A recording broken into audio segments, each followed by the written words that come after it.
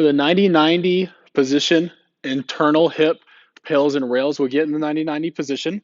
So again, that front leg, your knee comes out straight from your hip, ankle straight from your knee, your back leg parallels the front leg. So your back thigh mirrors the front shin, your back shin mirrors this front thigh. We've got all these 90-degree positions. To stretch this internal hip, we'll turn into that back leg here. You should feel this in the hip area here. If you feel it in your knee, try pulling your toe towards your knee to lock your knee in a little bit. Should take some of that pressure out of the knee. If not, we'll adjust to a different internal stretch for you that's still bothering your knee from this position. If this is too hard to get in this position, you can use our kickstands here and put our hands back behind us, and that might help us get a little more rotation, get a little more in the hip, a little less in the knee as well.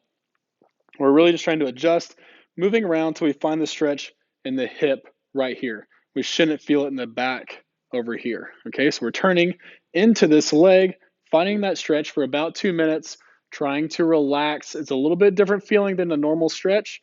It won't feel like you're just bending over to stretch your hamstring.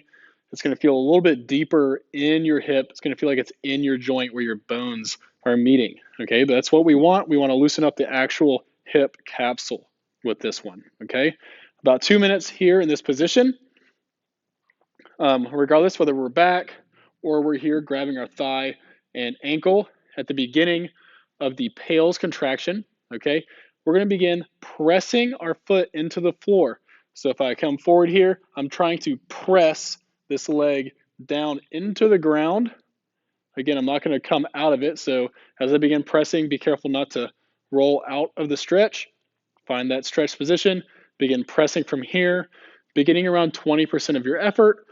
Gradually going to 40. When you're at 60%, you may be screwing your arms into the ground a little bit more, maybe grabbing and tightening down a little bit more around 60% here, up to 80%, all the way to 100%, driving this foot through the floor, not letting the knee come off the ground, but trying to rotate at the hip here, okay? You'll drive that for about 20 seconds around your max effort, 15 to 20 seconds. At the end of that drive, for 10 seconds, you'll think about lifting this foot off the ground. So now I am trying to lift like that.